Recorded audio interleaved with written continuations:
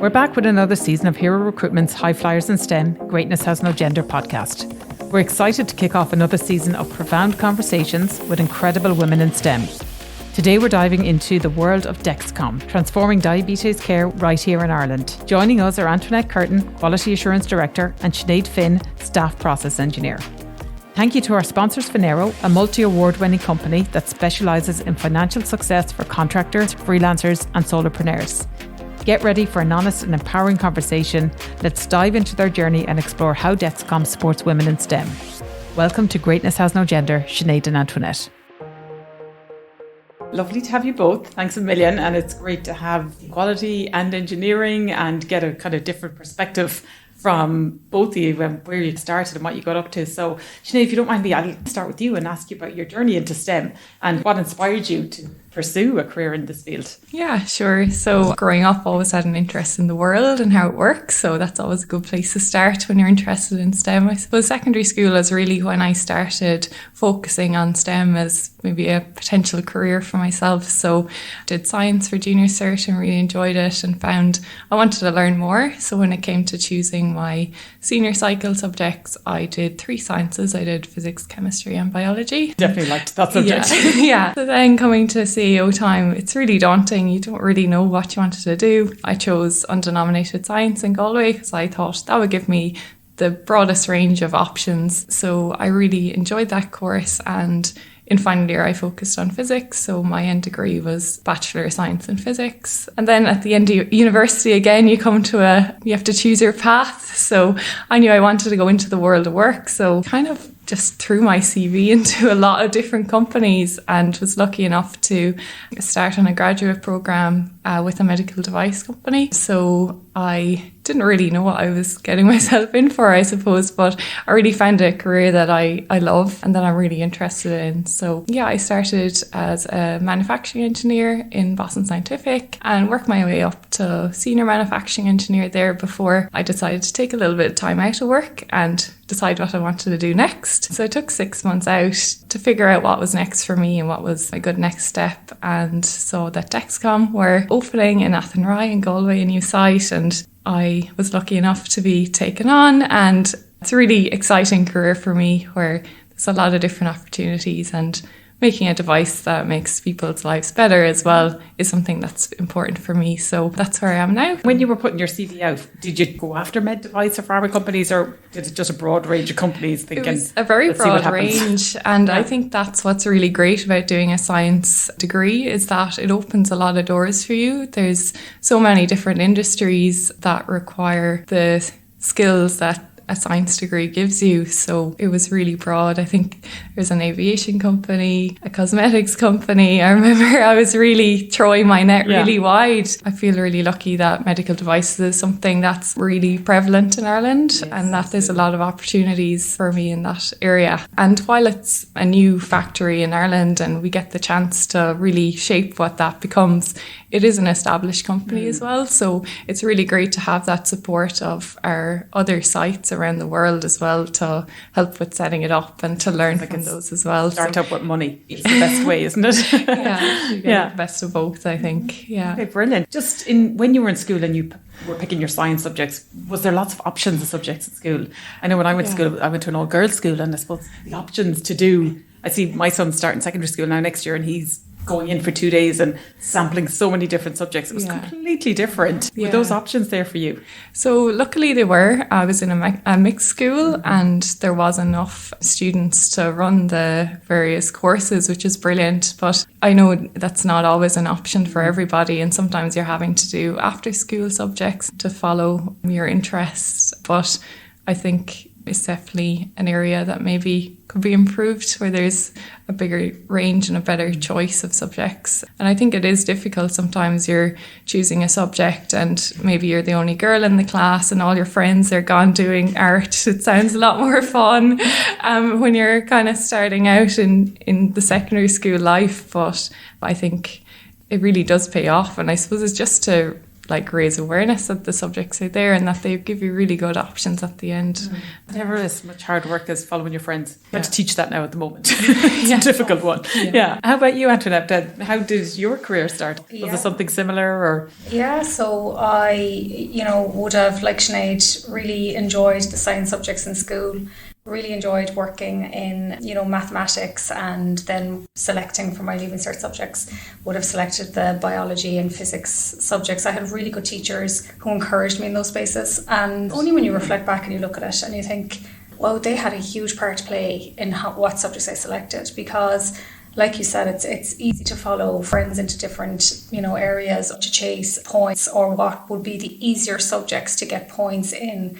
And I know when I was in that third year and looking for a selection of subjects, my teachers at that time were like, you love science, you love maths, would you think of taking these subjects? And really encouraged me, because I really enjoyed them. As part of selecting your courses in the CAO, and I was selecting my course when I was 16. I did the Leaving Cert, just turned 17, so I was very young. Yes. So when I was selecting those courses at 16 years of age, even though I love science, math, and I was doing physics and biology, I knew, computer science and computers are the way forward. And, I had that foresight to say, well, this is where the world is going, and this is in the 90s. And I'm like, okay, this is where, I could definitely have a career. So I selected computer science as my first course, and med science and biomedical as my second choice. And I got both courses actually, but I was like, I'm going to go with my first course and do that in computer science. And I started that. And I very quickly knew within the first 2 months, this isn't for me. I'm miserable. And there's a lot then as part of that you're like, I'm going to have a really tough conversation at home, in that I can't stick this out. Yeah. And huge pride and sense of failure. And, all those feelings that come with it was a huge undertaking at 17 years of age for me to actually say, I'm going to have to give this up. And I remember very brave, Antoinette. Some people would just keep going. It was terrifying. And I remember, again, you talk about different things in your life and people who have played huge parts, but I worked in a local shop in Cork, and the boss I had there who ran that shop, he was just phenomenal, because they knew I was miserable. I had started college and I was working weekend shifts there. And I remember getting off the bus from the Institute of Technology in Cork, actually is where I did the computer science. Got off the bus and I walked up past the shop where I worked, and I called in and I told him, and I said, I just left college. I said, I can't do this anymore. I was there coming up on maybe 3 months. And he didn't say anything, and he walked around the corner and he came back and he had a little, those little penny sweet envelopes where you get from years ago, and he wrote down all my hours and he was like, here's your hours for next week, and he gave me a full-time job straight away. Wow. So when I went down and I told my parents, and they knew I wasn't happy, they supported me, but it was always a nice thing to kind of go in and say, I left college, but I have a full-time job. Yep. Yeah. So, and Silver lining going home. Yeah, and I did that for the year. And, I had started that in kind of that November, that full time. And then when the CAO came up again, I applied for the Biological and Chemical Sciences in UCC. And that's what I went into then that following October. And I just loved it, and I, stayed there, and I specialised in biomedical and biomedical science. And then post that, like Sinead, I applied for many, many jobs. I was getting a lot of rejection letters, and I was focusing and staying kind of in Cork, in the Cork area, a lot of pharmaceutical. I knew I wanted to work in science. I wasn't too sure where. In my undergrad degree, I had worked in cancer research, and I really enjoyed that. And luckily, the lab that I worked in as part of my undergrad knew that I was looking for work, and they were like, would you come back and work for us as part of the university? Because they also had, a lot of startup companies that were pivoting from the university too. So I got a chance to work, my first job in cancer research, which was really cool. And then as part of that, found out that there was a certificate that I could do in quality assurance in FOSS. So I did a FOSS course while working there, and then got placement in places like Dairygold, worked there for a little bit, and then came out of that, put my CV into medical devices, applied for a job in Boston Scientific, and I thought it was Cork, and it was a job in Galway. And that's how I ended up in Galway. So, I spent 17 years there, which has been, and it was just phenomenal for my career, my growth. Some fantastic mentors and leaders there that I am where I am today because of that. One of the questions that we spoke about, we said we chat about today, is relationships that you come from school and from college, especially you, Antoinette, that the pivotal people that you spoke with Yeah. in those times, even just a conversation sometimes, have led you to where you are today. So that, like, every relationship's important nearly, isn't it? It really is. And you don't think that when you're, 12, 13, 14, and I remember like my maths and my science teacher, they were phenomenal in that they were saying, oh, you should go and pursue this. And I just thought, why are they pushing and encouraging me in this way? Because they saw that I had the natural curiosity and the aptitude for it. But I didn't really appreciate or understand it until you come through it and you're out the far side and you look back and you say, you know what they did, and they made those subjects fun. There were courses that we were being sent on. We were going down to the university in 5th and 6th year maths symposiums and courses that really, looking back, I was like, we didn't appreciate it at the time. Yeah. We really didn't. But it was all that encouragement and that constant reinforcement of, you can do this. You can do these hard subjects or these tough subjects that, demystifying it all, which is fantastic. Yeah, it's great. And it is just someone believing in you and pushing you. And when you don't believe in yourself nearly at that age, sure you don't, because it's so difficult. You're going through so much other things at the time as well. It naturally brings us into, you both speak so passionately about college and Boston Scientific, where you both worked in, and moving on to where you work today. What do you love most about your career choices and working at the moment in quality and in engineering?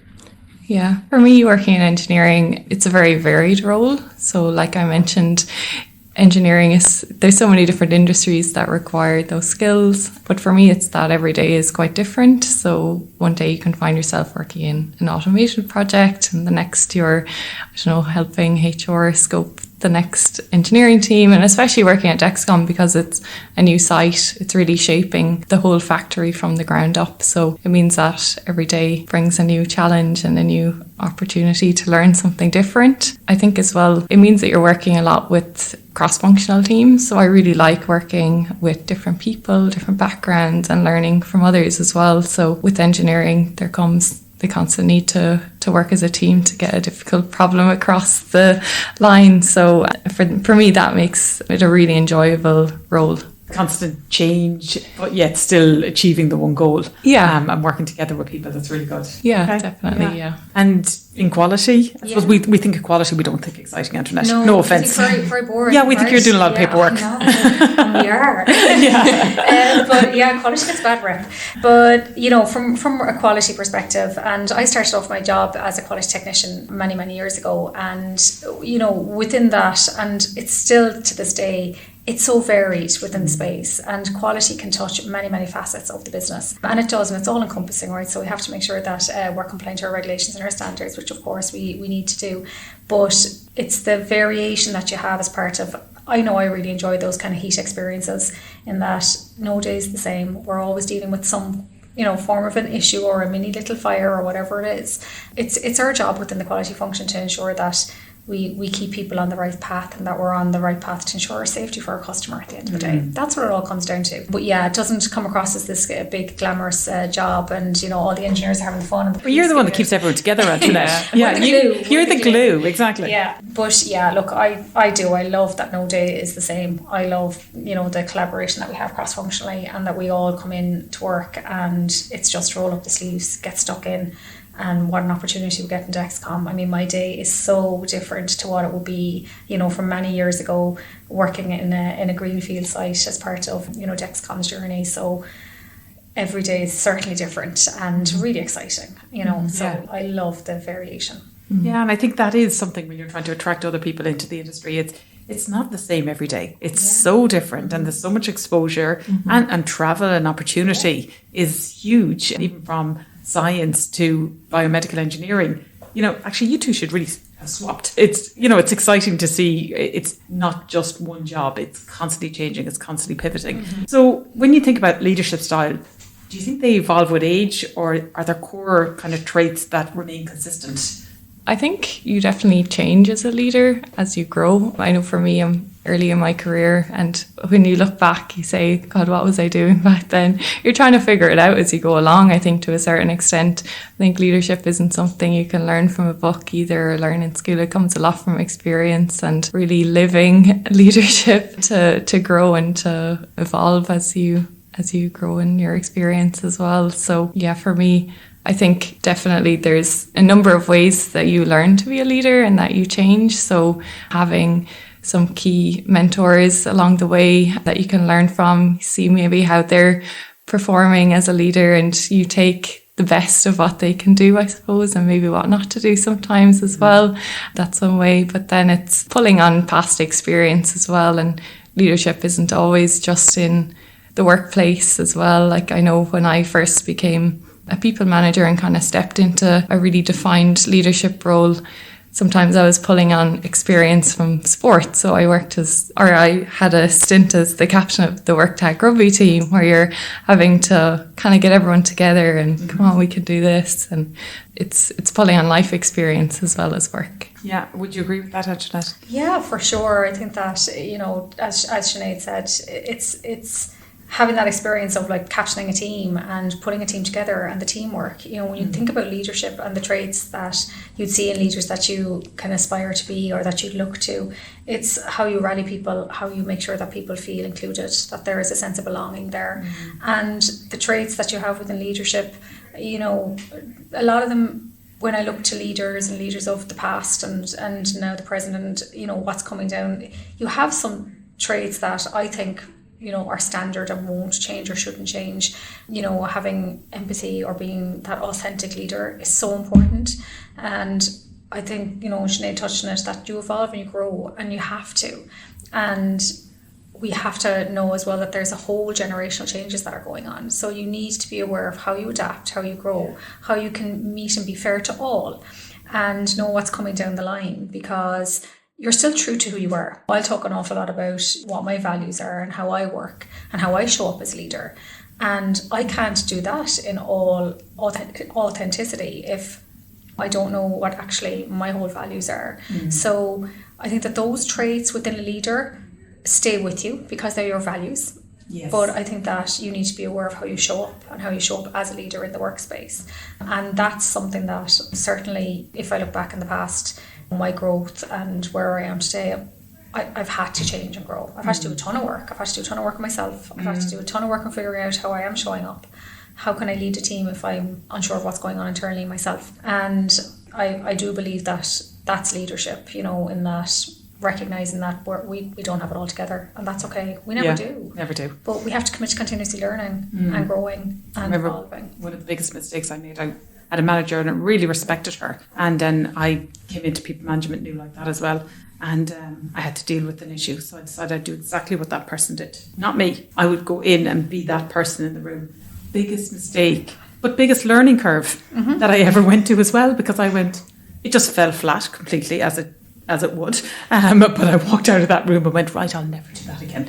Now I need to figure out what my style is, what my values are, and how I deal with people. And until you figure that out, it's very hard to lead anyone else. But massive learning curve that day. Still can relive that moment. Yeah, but it is, you know, I think we've all made those mistakes in our past where you try and step into the shoes of somebody that you've seen that has worked for them. Yes. But that's not true to you. And that's the difference. Yeah. So how do you say, they walk amazingly in their shoes, but they're not mine. They're not mine. Exactly. I have my own on. Yeah. And I got to walk in those and be very sure and solid of who you are in them. Yeah. And that takes time. And it comes with age. You know, we don't find my 16 or 17-year-old self doing that. Definitely not. But it is. And I think you learn more from the times you get it wrong than you do from the times you get it right all the time as well. Yeah. That's across the board, isn't it, with everything we do. Yeah. Those learning curves. I think when we talk about the unconventional advice that we'd swear by, and we always talk about these things, and even if it goes against the grain and something that we've heard that probably doesn't feel right, is there anything that stands out from your career journeys that would have been something that you really took on board that kind of maybe changed something for you or sent you in a different path, or you live by maybe now or use on a daily basis? Yeah, it's a good segue into the last conversation we had too about like authentic leadership. I have heard so many times going through my career and having a lot of conversations with people in that, oh, you know, fake it till you make it. And I really am like, no, don't fake it till you make it.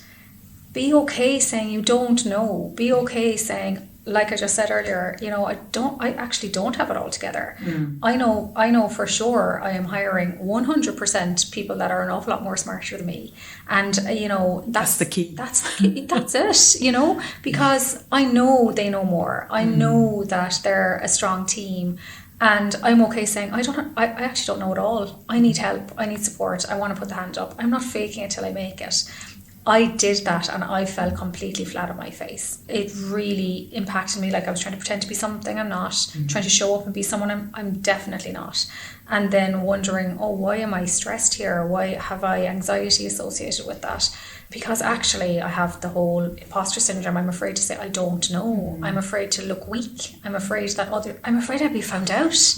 And it becomes such a burden. So when people say fake it till you make it, I'm like, no, don't fake it. Be honest. Be honest, and it's okay. Yeah. It's okay. For me, it's that piece of that advice that I had been given or that I'd hear, and you hear bandied around a lot. And do you think that's more a women thing, or do you think men have that imposter syndrome as well?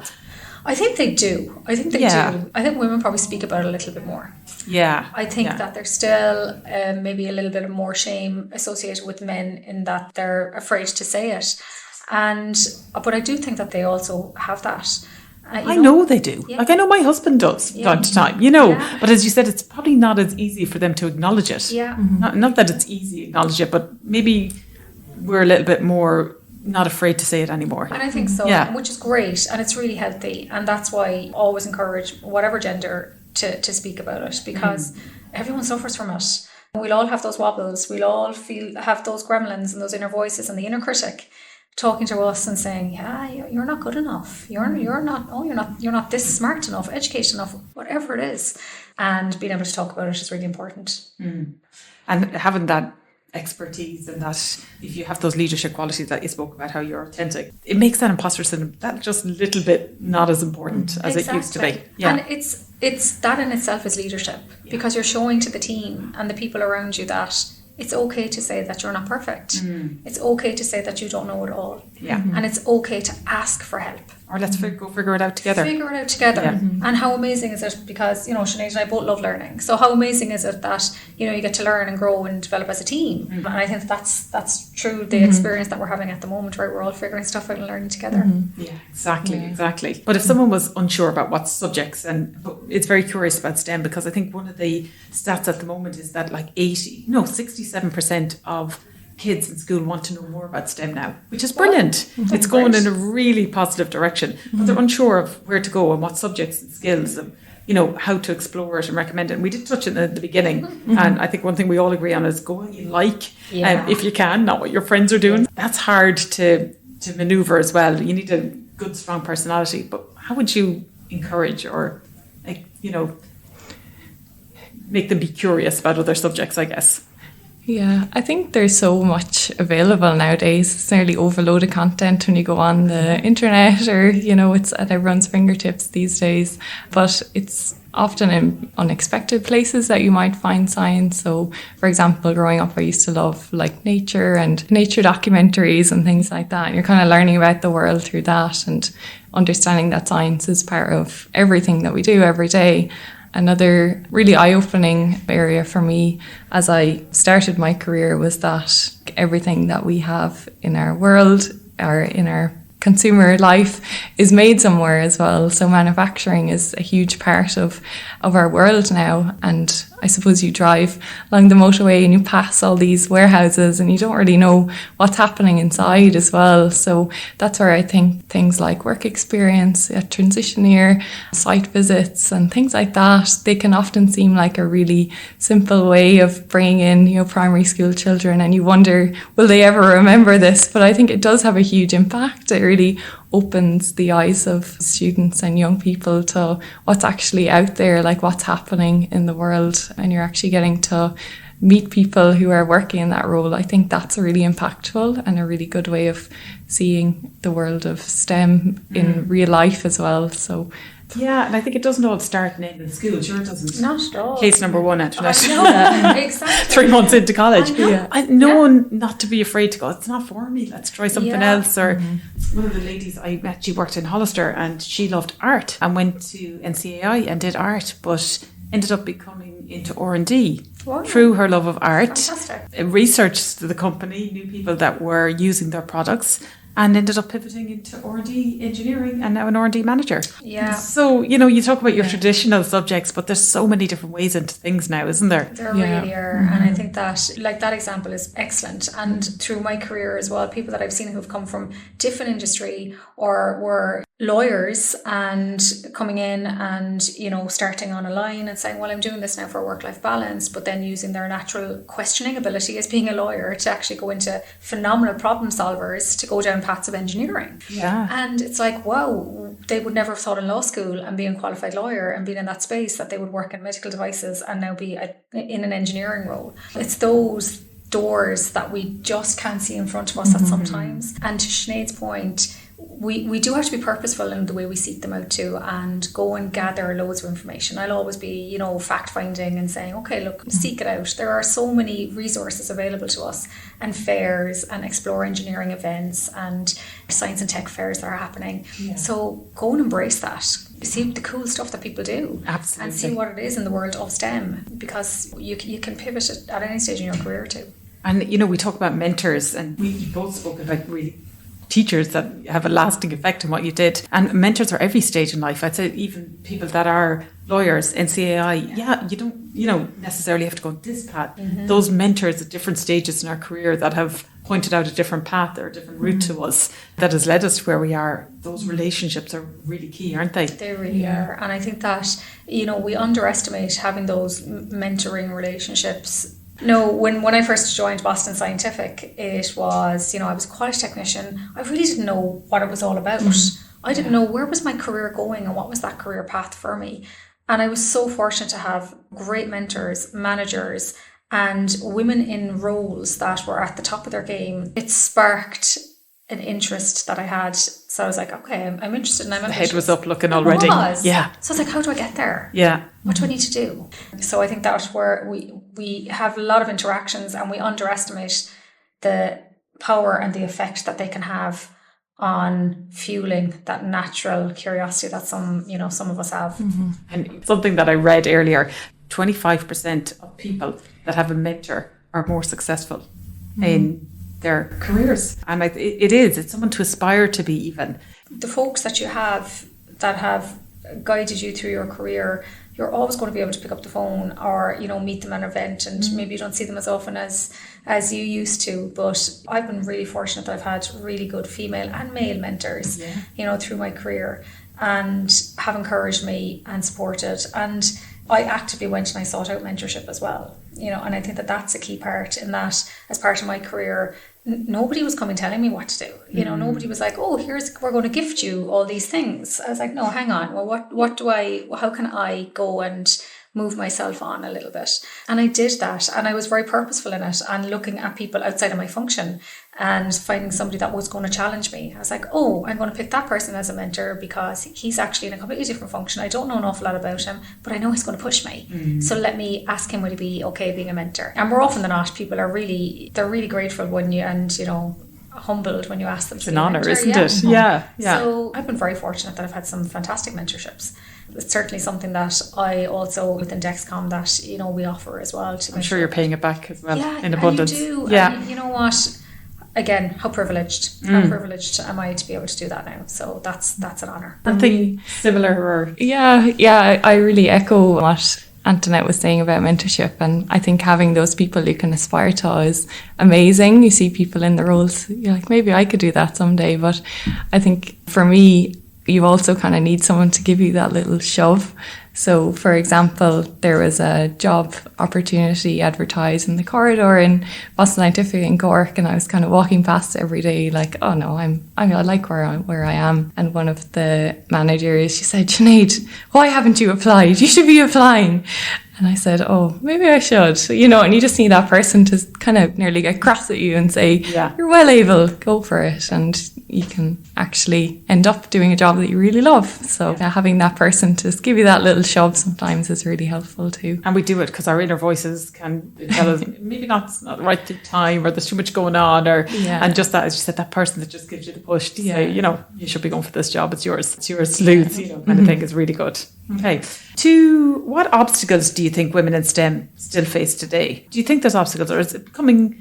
I feel like it's becoming more of a level playing ground. Like, you know, you talk about greatness has no gender. It's definitely the best person for the job. And stats, thank God, are showing that, okay, they're still on the lower side, but definitely improving and more choices are there. But do you think there's still obstacles out there? So in my experience, I feel that I'm treated as an equal, as an engineer in the roles that I've had, which is brilliant. I suppose the barriers are maybe in that women don't see themselves in that career necessarily, and it's even at a secondary school level that science subjects are still a bit for the boys maybe, or they're not even offered in some of the all-girls schools, of which Ireland has many compared to other European countries. So maybe that's more so where the barriers are. And if you're not capturing women and girls at that early stage, it's making it more and more difficult for them to join, because the further down a line of work you go, or it does make it more challenging to pivot and to go into a STEM career, for example. So I think it's really opening the eyes of females that engineering is a valid career and that there's brilliant options in Ireland for engineers. So that would be where I see the barriers from my experience, as opposed to in the workplace itself, because I feel it's a very open and diverse workplace in Ireland. Where I agree. We're really lucky. The younger you get them, the better. Like I have 2 boys and a girl. And if the screwdrivers are missing the house, they're in her room. So they're not in the boys' rooms. But I keep going, Kate, you do engineering, something like that. She's like, no, I'm going to be a teacher. And I'm like, but she's only 10. But I think you're right. I think just opening their mind and exposing them to so much more is when you get them early. Yeah. Because there is that, you know, there still exists that unconscious bias for the, you know, the subjects the boys do versus the subjects the girls do. And I went to an all-girls school in Cork, and thankfully we had biology, physics, chemistry, maths, but I knew in the boys' school they were doing like applied maths and construction studies and engineering, and I would have loved that, you know, because I just loved solving problems. So I think that we definitely within the education and the Department of Education have that accountability back on, okay, how are we offering and what are our offerings to our schools, and how do we make sure that we're doing that in a way that is fair to the teachers that are teaching the subjects, right? Also the students that are going to those schools, because it can be like, oh, you're an engineer? Like, what is that? Is that building bridges, or is that in, you know, medical devices?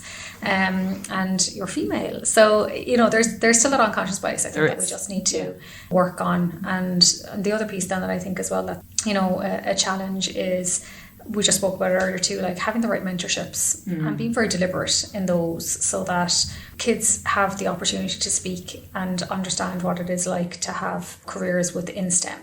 And those partnerships and mentorship programs, I think we need to be a little bit more kind of pointed and deliberate about. And you still see it out there, so it's that unconscious bias that you talk about. We can't help it.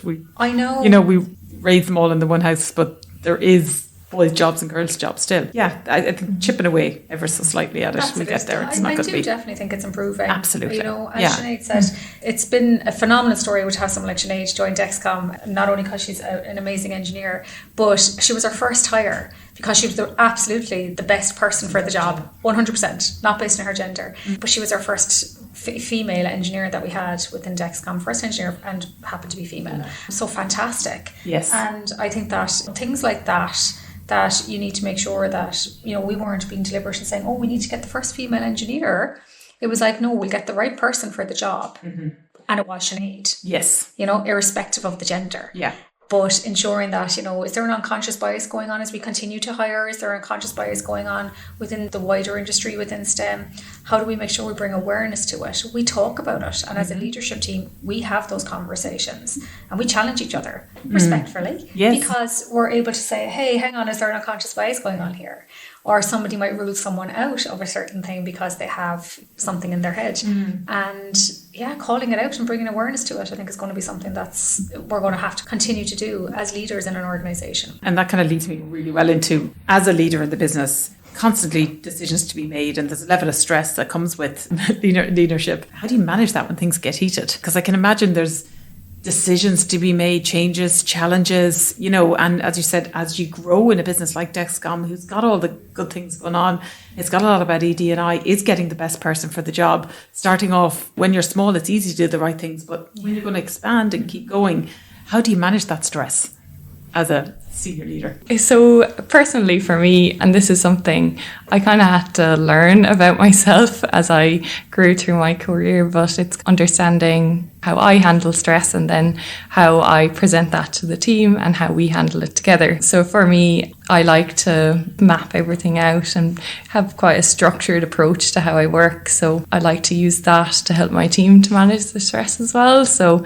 for me, it's taking the 5 minutes, even if everything's frantic, to pull out a flip chart and write everything down, give everyone a task, and just take that moment to breathe, stop and think, and then go at it again. Mm-hmm. That for me really helps in managing my own stress. And then I found that often finds its way through to the team as well, because as a leader, they're watching you, they're seeing how you react, and it's really important to maintain that control because it then follows through to your team as well in that scenario. Yeah, no, look, Sinead said it there, in that ensuring that you know what's going on inside yourself, and you've spent a lot of time reflecting on how you manage and cope with stress. So when you're feeling stressed, how are you showing up? Mm-hmm. And that emotional regulation is so important. And I think that we're all going to be in stressful situations in the workplace, outside the work. And how do we have that ability to understand what's coming up for you? How do you regulate with it? And how do you respond in an appropriate way? And I think that that's something that you learn through experience and through your career. It's really important to understand that perspective. It is a job. It's a really important job, what we do. We really love what we do. Mm-hmm. But it's also that having the ability to say, okay, this is a job. It's extremely stressful right now. It's going to pass. And having that awareness of that, this is not forever. This is going to pass. I'm reaching out, asking for help, looking for the support. Mm-hmm. If I'm feeling stressed, I'm going to say it. I'm feeling stressed right now. And thankfully, we have teams around us that will be like, how can I help? Mm-hmm. What can I do? How can I support you on it? As opposed to holding it all in and then bottling it up and then projecting in the wrong way at the wrong time. So yeah, and I think that, like everything else, when you talk about stress and how do you cope with it, it's having that balance as well outside of work, and having the outlet, whatever that outlet is for you, and baking that into your day, whether it's exercise or time with friends, family, and that not compartmentalize life, because I believe it's all encompassing, right? Work and life. You can't take off the coat and leave it at the door before you go into work. It's who you are, but being able to say, okay, well, this is how I'm actually going to have my downtime. This is where I'm going to recharge. And that definitely helps then in how you show up to work the next day. Mm-hmm. And look, we have a huge field out in Athenry that we can go and scream in. I find that my journey home is my decompressed time. Sometimes, the silence. I never listen to the radio. Silence can be it can be powerful, can't it, sometimes, when you've had a day of it. The previous job that I was in as well, I had a commute of an hour, and that was a long commute. So coming home for that hour, but I used to do the same. Mm-hmm. So I used to listen to anything on the radio, and I would just sit in my thoughts. Yeah. And it was a great way to reflect on the day. And while my commute is an awful lot shorter now, and I definitely value that, I've missed that reflection time. I really have. Mm-hmm. So now I need to bake in, okay, well, I'll just do that now on my walk when I get home earlier. Yes, exactly. So it's just finding that balance of it is. how you do it. Because I think when you straight go from one into the other, you can find that it's a perfect bubble of whoever shouldn't be getting it gets it in my house. Project. You do project sometimes, and you end up giving out about the spoon left in the sink, as opposed to, actually I had a really stressful day at work. And it's, as you said, it's managing, it's finding what the outlet is, and asking for help.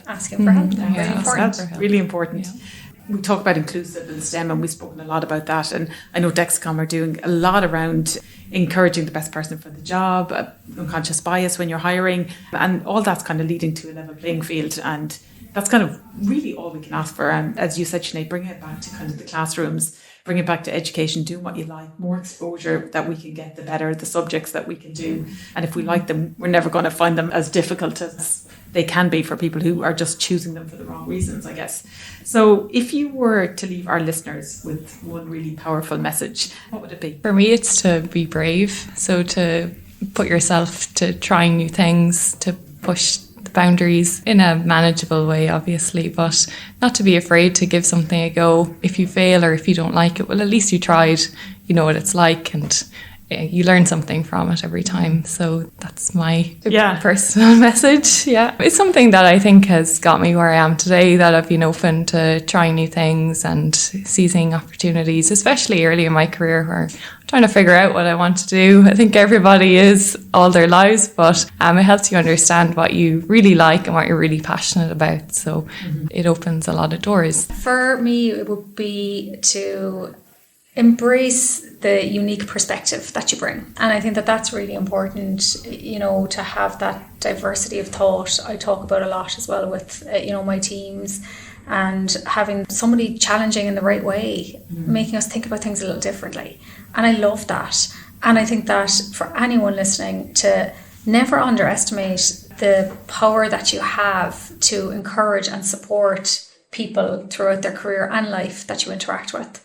And I certainly wouldn't have thought that I'd be doing something like this many years ago, as that 17-year-old giving up college, feeling like a failure and being like, oh, I'm never going to be, like I said, good enough. And I think that through the relationships, interactions that you have, people that have encouraged you and support you through your career or push you to apply for that job, don't ever underestimate the power that you have to really be a good person to have and bring shape to somebody's life. You know, trust the path, because it's going to be very varied and winding, but it's extremely a worth journey it. to look back on. It is. Yeah. That's a wrap for the first episode of Season 3 High Flyers in STEM, Greatness Has No Gender with Dexcom. Next week, we're diving into another powerful conversation with Beck McCoulter, where Sarah Keane and Orla Lawless share how they're leading change in STEM.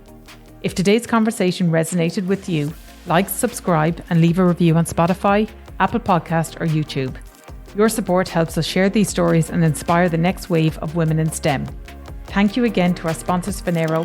Thanks for tuning in. Stay inspired, stay curious, and we'll see you next time in High Flyers in STEM.